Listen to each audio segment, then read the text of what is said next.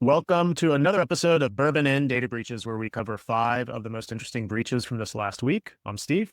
I'm Frank. Well, this week's cybersecurity breach breakdown: hackers hit hospitals, high-rises, and home security. Past the encryption, not the edible. Starting off with story number 1. Johnson Regional Medical Center in the U.S. was hit by Enobi. Enobi ransomware strolled right into Johnson Regional Medical Center and allegedly dumped patient files, staff credentials, and financial docs. HIPAA violations incoming. Arkansas just got another reason to avoid the ER. It's truly life or death. Hospitals like Johnson Regional always talk about being pillars of community, but the truth is ransomware doesn't care if you're saving lives. Hospitals like this already run on limited resources, with few beds, covering multiple counties, barely keeping up, better ransom negotiation on top of that, and that's got hit hard. And like we always say, I don't think the real damage here is just downtime, which is bad enough on its own. And it's trust. People in small towns go to their local hospital because they assume it's safe, it's dependable, it's the cornerstone of the community. And now they have to wonder if their medical records are being auctioned in some dark web forum, like right next to Netflix logins. You know, it used to be your biggest concern at the hospital was a gown malfunction, but now it's hearing over the loudspeaker paging doctor identity theft. Moving on to story number 2, we have Reside in the United States. Reside was hit by miga. The folks behind your smart thermostats and home security just got miga'd. Evidently, miga stands for Make Israel Great Again, an interesting name for a ransomware gang. Hackers say they snag source code and financial records. Translation: your smart home may now be smarter for the wrong team. miga's a new one for me. I've heard of the gang. I didn't actually know that was an acronym. I don't know what statement they're trying to make with that. I don't know if it's sarcastic or not. In Spanish, that means breadcrumb. They sell the dream of the connected home with alarms, thermostats, all kinds of sensors, all talking to each other. Well, I guess that dream turned into a nightmare because the ultimate thing connecting now is the backend to the dark web. It's always funny when a company pushing security as a product gets caught skipping it practice. That's when your entire pitch is trust us to automate your life. One breach rips the story into this guys can't even automate their own defenses, right? The company can't lock down its systems. Why would anyone believe their devices won't become the next target? This didn't just hit their operations, it exposed the hollow marketing behind the smart premise. Moving right along to story number 3, and this one hits the cannabis users. Curaleaf, which is a cannabis retailer. Curaleaf, one of the biggest cannabis retailers, just got torched digitally. HR files, payroll info, and retail ops all reportedly leaked again by miga. Not really sure how breaking into a cannabis retailer is making Israel great again. Looks like it's not just your stash that now needs a lockbox.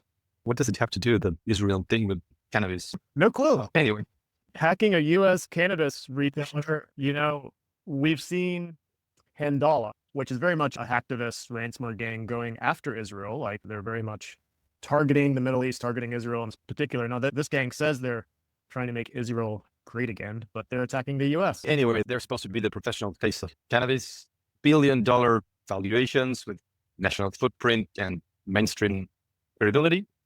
And it just takes a ransomware gang playing to put them right back in the stoner startup stereotype. So we have the same situation.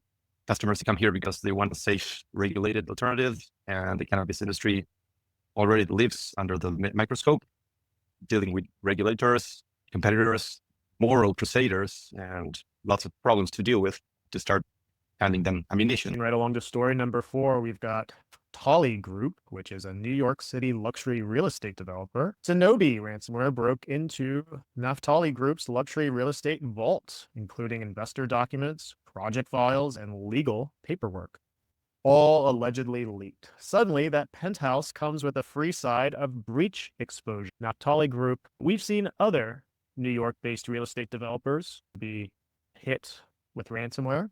Very pretty buildings, but not a pretty data breach. Well, they may represent the pinnacle of Manhattan development, and the whole real estate fantasy. But when a bunch of kids called Enobi made them look like amateurs, you stop whatever you're doing and start recalculating. We're talking about a firm that can orchestrate financing on a global scale and pull off massive construction projects, but apparently can't stop someone with a ransomware kit from walking off with their crown jewels. For clients buying into those 20 million penthouses, the value is as much about discretion and prestige as it is about square footage. And a breach like this, of course, undermines both. Wealthy investors don't like headlines, they like silence, and now their developer of choice is being discussed not in the New York Times real estate section, but in ransomware blogs. So come on, guys, they deserve better. And for story number 5, we've got Insighten Health. Insighten Health, healthcare analytics firm out of the United States that got hit by Medusa. Medusa ransomware claims it cracked into Insighten Health, an analytics firm crunching medical and insurance data. If true, that means patient claims, provider contracts, and private health details could be spilled across the internet. So we've got Insighten Health getting hit by Medusa. And when you're analyzing healthcare records, that means that could be including patient claims and other information. Insighten Health, oops. Been watching this the whole week. They love to market themselves as the AI brain of healthcare with integration, predicting the next best actions. Medusa has dropped out in the open, making it not just a leak. This is a big deal. And if you claim to be the future of healthcare intelligence, you don't get to lose hundreds of gigabytes without people questioning your competence. For clients, this is the stuff that keeps them up at night. You've just showed how fragile you are when all your trust was based on being the guardians of life and care. And healthcare is already one of the most targeted sectors. And here's a company that should have been hyper vigilant, off guard. And when you're in the business of selling insight that end up providing gangs with all the insight they need, you only failed. You have just rebranded yourself. This week, we've seen hospitals and healthcare data crunchers to cannabis dispensaries, homes, and New York City skyscrapers. Ransomware crews are proving they've got range. Where whether you're high on real estate or high on edibles, hackers are still the buzzkill. Encrypt early, encrypt often, and maybe keep your medical files where Enobi can't find them. Until next time.